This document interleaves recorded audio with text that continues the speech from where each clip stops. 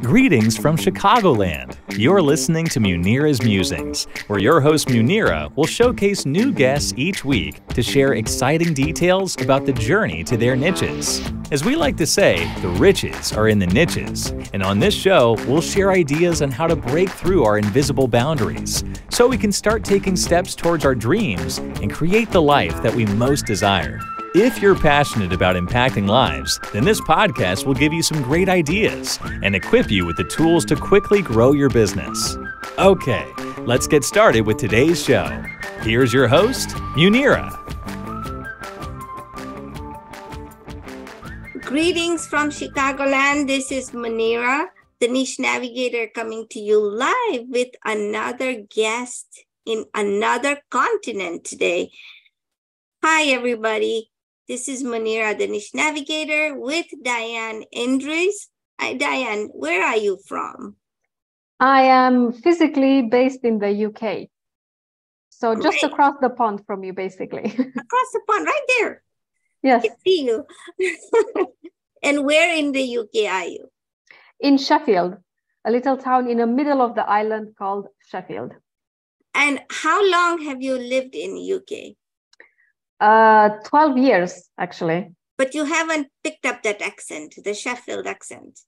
Not the Sheffield accent, no. My English accent has transformed from a European American towards to a European English accent, but not the Sheffield one. That's quite a strong accent, and I think I would need 2 lifetimes to learn that. It's quite specific. Because people from that area have a very thick accent, and I know Yes. that.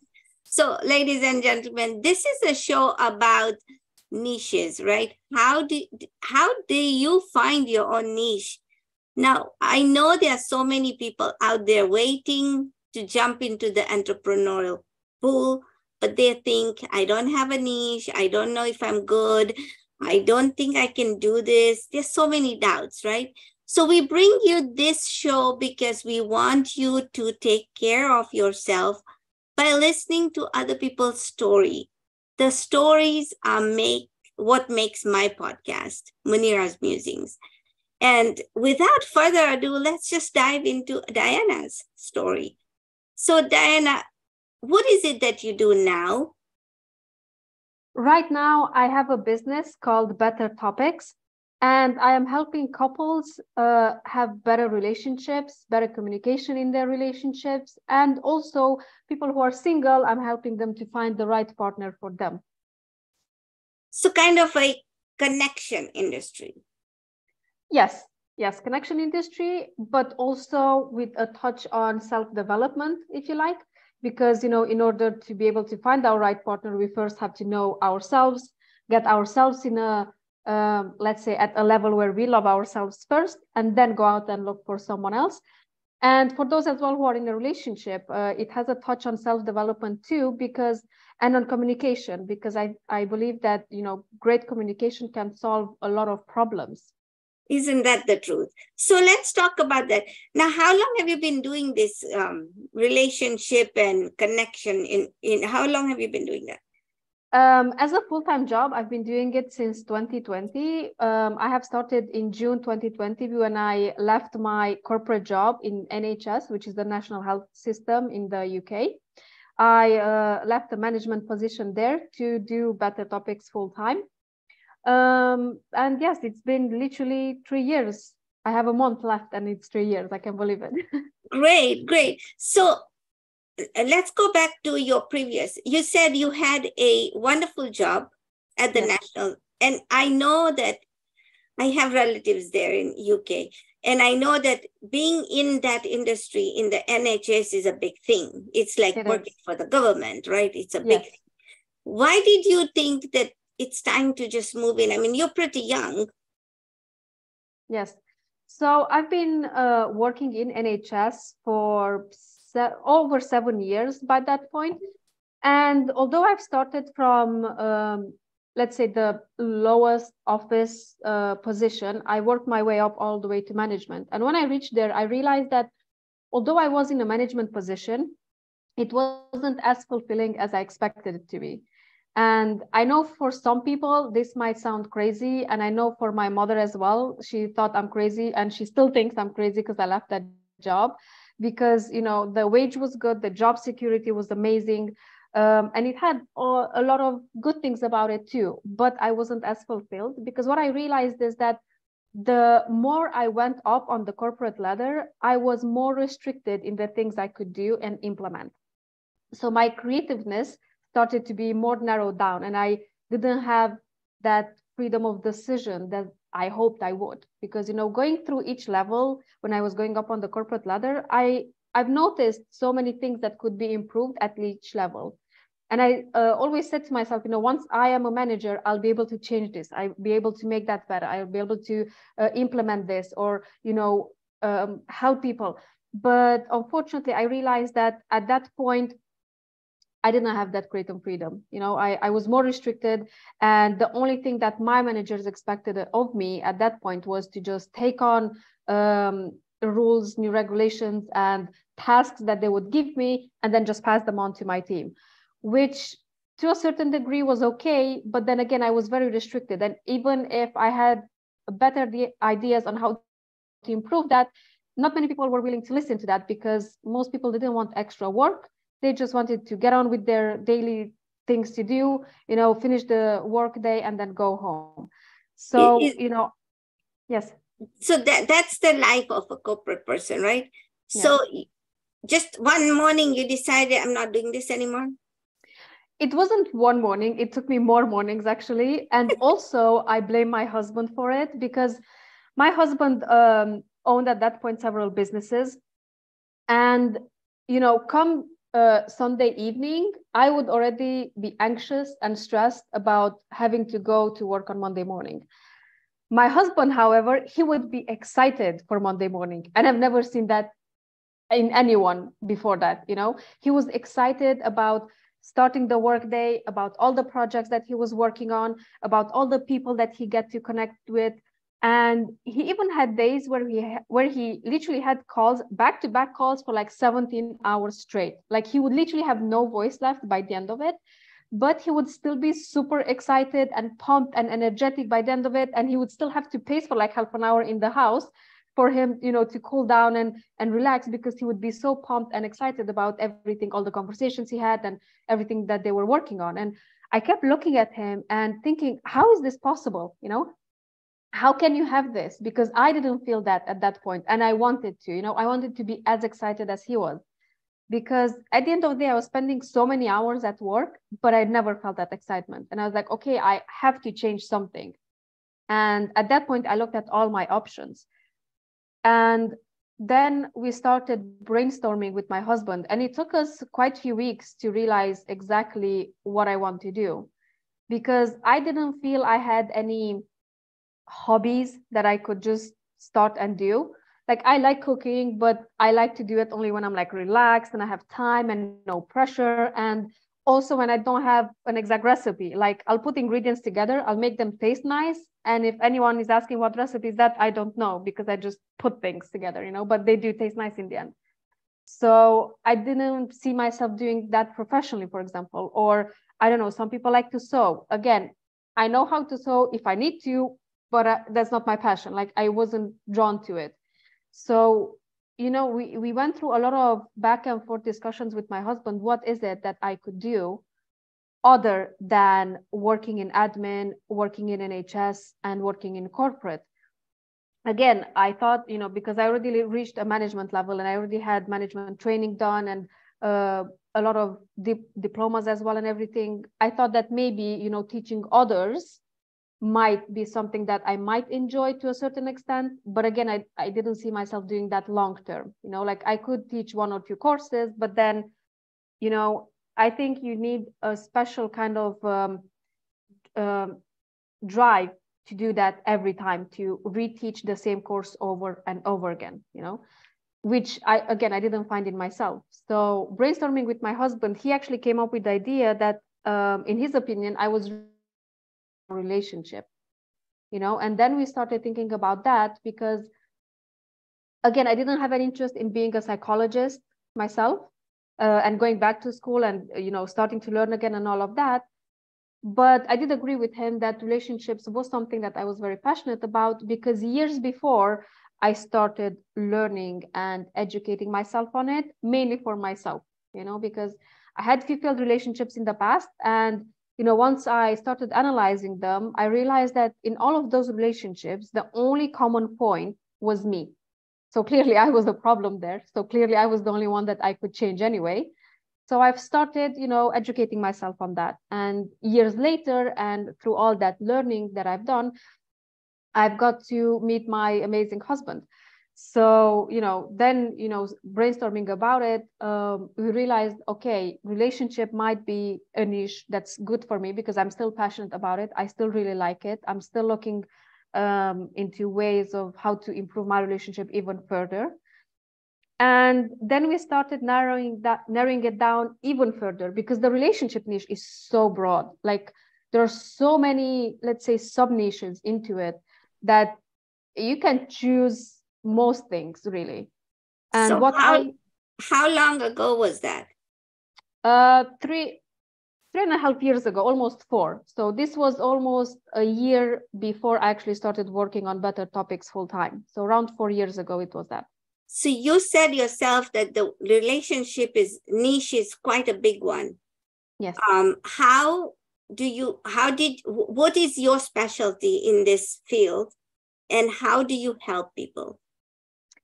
So my specialty comes from my experience of working with couples and working with individuals as well. Again, I am not a psychologist. I'm more of a coach type of person. And I help people so first of all, we came up with a product called Better Topics Card Game for Couples, which is an interactive card game specifically for couples, designed with repeatable questions so that couples can have productive conversations every week, beyond the normal games like what is your favorite color, what's your favorite food, and things like these that we normally kind of know in a relationship anyway, especially once a certain time has passed. And on the other hand, is not super crucial for a relationship to work, So we wanted to help couples have really interesting conversations. Like, for example, when was it a time last week that you needed me and I wasn't there? This is super powerful in a conversation with your partner, where they can understand, okay, that was a stressful episode for my partner. I should have been there. I didn't know. Now I know better. Next time I'll make sure to be there, Or when was it that you needed me to give you more time and I haven't, over the past week? Or what is it something that you would like to do together next week, So, learn from the past, know your partner even better, know exactly what their triggers are, and plan moving forward, which is super important, I believe, in any relationship. So we started with a card game, and then some couples also wanted further coaching after that because they had certain issues that just a card game might not solve. So I started working with them as well. And I have also worked with individuals who didn't exactly know how to find the right partner and, how to go about that too. So you start with a single person and then go into couples, because, either way you can go into, but more so, who do you like working with, couples or individual? That's an interesting question. I actually like both because both types have different challenges. So I've actually started first with couples, and I was focused more on couples the first time. But then as I was talking with friends of mine, about what I do and about the game and everything, and some of my friends were still single, so they were asking, for tips and advice and everything. And also the way I met my husband and the way we got together is quite interesting, I would say. So many of my friends love the story of how we both wrote lists even before meeting each other. And then we found each other that we've actually met all the, let's say, requirements on each other's list, which was quite strange. So I've coached them through how to create their own list, because they've seen my own experience and they wanted, something similar. So that was how we actually went about it. That's amazing. Okay, so now you're here taking care of other people. Now, why do you think relationships need to be nurtured? Mainly because, if we think about a relationship, how it starts, is the dating phase usually. And most people will date anything from few days, few weeks to months to maybe even years. But the first stage of the dating, it's super intense usually. It's like, oh my God, I got this person, I want to meet them, it's exciting, everything seems interesting, whatever they say, get to knowing them. And we tend to spend so much time with them. But as we are in a relationship with them, whether we were married or not, things tend to, let's say, mellow down a bit, and then chores come in, and then maybe children come in, and then hobbies, pets, families, other problems, you name it. And then we tend to separate somewhat from our partner. And then years later, we might wake up just looking at each other like, who are you? I don't even know you anymore. Because as individuals, we do tend to evolve as years go by, we mature, we learn things and so on. So it's just normal to help people to realize also that, yes, you know this person because, you went on so many dates with them, maybe you're already married to them, but that doesn't mean they won't change over the years and that you won't change either. So how do you know which way they are changing if you don't really keep in touch with them and have productive conversations in the relationship? So what I'm hearing you say is that relationships are important, but also having good conversations is better, because you can't have a relationship without conversations. Yes. So definitely. Communication is a big thing in a relationship. Yes, because when there is good communication and trust between partners, everything it's sortable. You can sort out literally everything as long as you communicate properly with each other in a way that you understand and hear each other. Amazing. All right. So, this is a great conversation, but time is of an essence. So tell me, my viewers are listening. We are going to send this out into the podcast world. What 3 tips do you have for my listeners that they should start doing now if they don't want to work with you, or they haven't yet heard about you? If they don't want to work with me? No, if they haven't heard about you and they're just hearing you, what should they do now? About the relationship? Yeah, give me tips if you are in a relationship or if you're a single person. Okay, so the tips should work for both people. Yes, I actually have few tips that would work simultaneously, either for single people or relationships, those in relationships. First of all, is like in any business, actually, is set yourself a goal. What is your, let's say, golden standard? Where do you want to get to? If you're single, that might maybe be, a perfect partner list. How would that look like? What are your main values that you would like to share with your partner? What are your definite no's and your, where are your boundaries?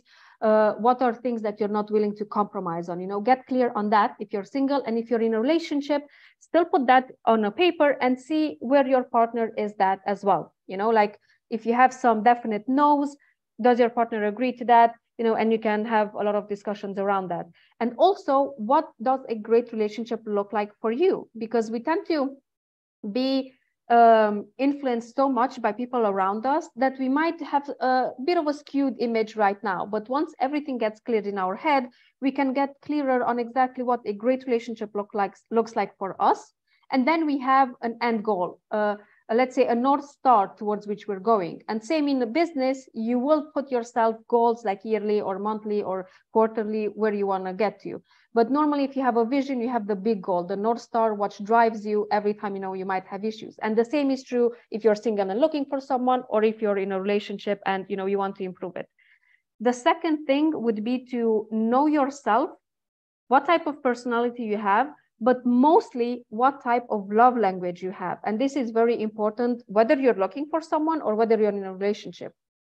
Because if you understand what your love language is and what your partner's love language is as well, you understand why they tend to do certain things without being offended anymore or thinking that they don't pay attention to you.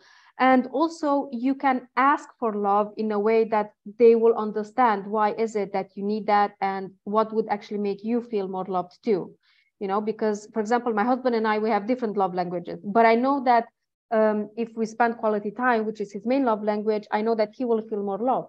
And he knows that if he, my main love language is physical touch. He knows that if we cuddle and, he holds my hand, that only, makes me super, super happy already.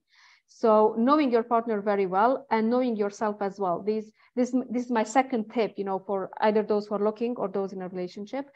And the third one is, don't expect on a overnight success, whether in finding someone or whether in turning around your relationship. Because first of all, it takes time to get clear on things. And also, even if those things that you might like today change in 10 years, that is okay as well. Some people think that if, 20 years ago, they liked someone, they wanted something in life, it's bad if that changes later on. No, it's okay actually if it changes. You can change, it's your life, that's the thing. So don't expect overnight success, because whether in business or in life or in relationships, even if you start implementing new things from next day, you might see improvements, but might not be a full success. Full success usually comes in stages, and it comes later on once you've implemented all the new changes you want to do. Again, whether for yourself, if you're looking for someone, or whether in a relationship and you want to improve that. Thank you. Those are great tips, right? And it's like that in any business or anything that you start, it's not going to be overnight success. I love that one. That's my favorite.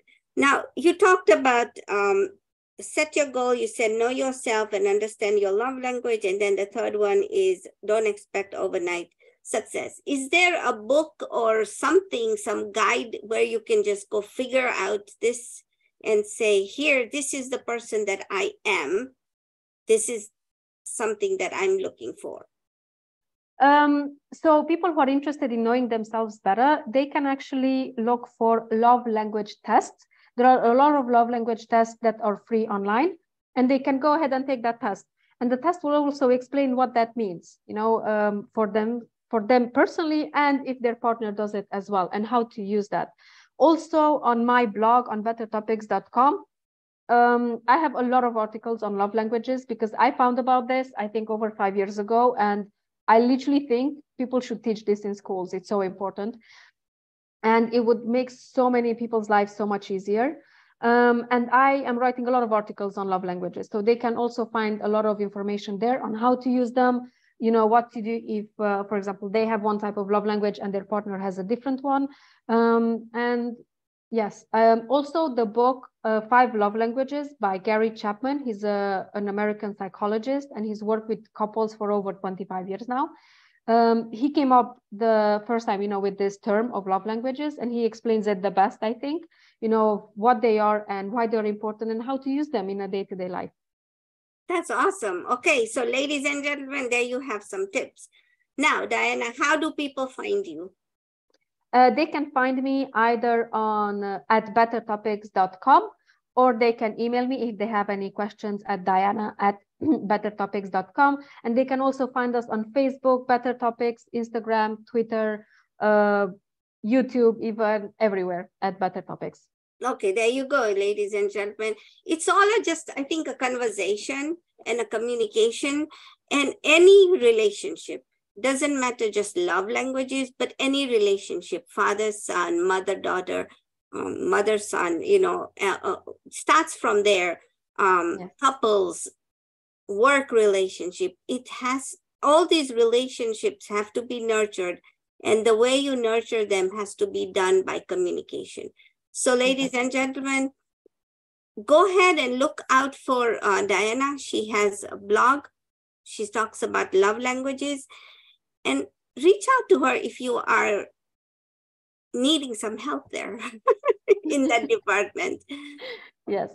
And if you like what we have to offer, join us again next week with another guest where we have another guest, another niche, another pieces of advice. But if you are still standing on the sideline, she went from a national job, a public relation job, to starting her own business. Well, yes, she had some help, and you can get some help too. But don't stand on the sidelines, jump in. The sea of entrepreneurship is amazing, and it is fun. It's not easy, but it's fun. And there is a lot of people in the pond who can help you through it. If you like what we have to say, please go ahead, like, share, and subscribe to our channel. We will see you next week with another guest. Until then, have a good week. Bye again. Thank you so much. Thanks for listening to another episode of Munira's Musings. We hope that you found today's conversation inspiring and useful so that you can continue making progress towards mastering your own niche. Please tune in next week for another episode, and in the meantime, you can follow us on social media at Munira's Musings on Facebook and leave us a review wherever you're listening to podcasts. Thanks again, and we'll see you next time.